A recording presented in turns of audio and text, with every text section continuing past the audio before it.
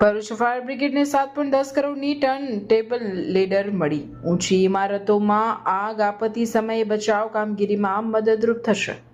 ભરૂચ શહેર અને જિલ્લામાં હવે અનેક વિસ્તારમાં ઊંચી ઇમારતો બની રહી છે, ત્યારે તેમાં કોઈ ઘટના ઇમરજન્સી ઘટના બને તો તેના માટે ભરૂચ ફાયર બ્રિગેડને સરકાર દ્વારા એક ટર્ન ટેબલ લેડરની ફાળવણી કરાઈ છે, જેનું આજરોજ ધારાસભ્યના હસ્તે લોકાર્પણ કરાયું હતું।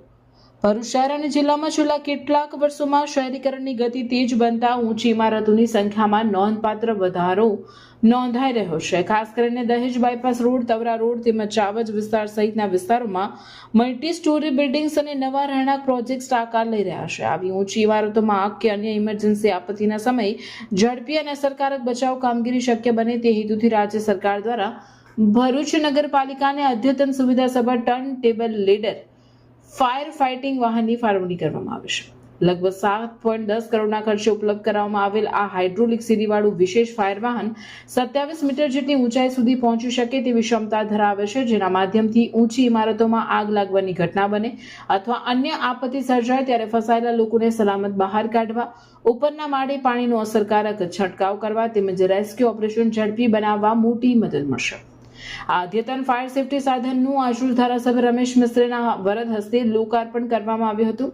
કાર્યક્રમમાં નગરપાલિકા પ્રમુખ વિભૂતિ યાદવ, ચીફ ઓફિસર હરીશ અગ્રવાલ, કારોબારી chairman Hemendra Prajapati, water works chairman Rakesh Kahar સહિતના પાલિકાના પદાધિકારીઓ, ફાયર વિભાગના અધિકારીઓ અને આગેવાનો ઉપસ્થિત રહ્યા હતા। આ અંગે ફાયર ઓફિસર ચિરાગ ગઢવીએ જણાવ્યું હતું કે શહેરમાં વધતી રહેણાંક અને વ્યવસાયિક ઊંચી ઇમારતોને ધ્યાનમાં રાખીને ફાયર સેફટી ઇન્ફ્રાસ્ટ્રક્ચર મજબૂત બનાવવાનું આયોજન હાથ ધરાયું છે।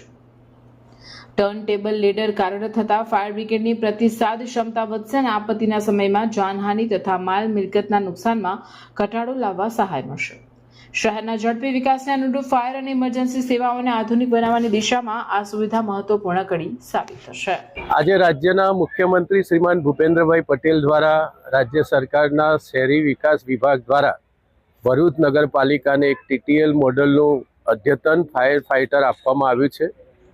લગભગ 9 માળ સુધી હાઈ રાઇઝ બિલ્ડિંગમાં કોઈ પણ પ્રકારની આગની ઘટના બને તો એની સામે એને પ્રોટેક્ટ કરવા માટે, એમાંથી લોકોને જાનહાનિથી બચાવી લેવા માટે અને ઓછામાં ઓછા નુકસાનથી આ ઉપર સુધી જઈને પાણીનો છંટકાવ કરીને આ આગને સમાપ્ત કરવામાં ખૂબ ઉપયોગી થઈ શકે એ પ્રકારનું છે।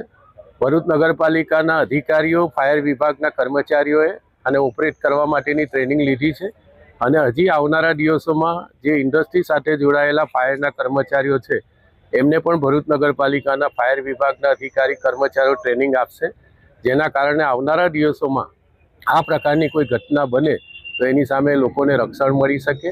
ભરૂચમાં ખાસ કરીને રાજ્ય સરકારના હાઉસિંગ બોર્ડ દ્વારા અને પ્રાઇવેટ બિલ્ડરો દ્વારા જે હાઈ રાઇઝ બિલ્ડિંગો બની રહી છે એની સામે આ ફાયર ફાઇટર આપણને ખૂબ જ ઉપયોગી થશે।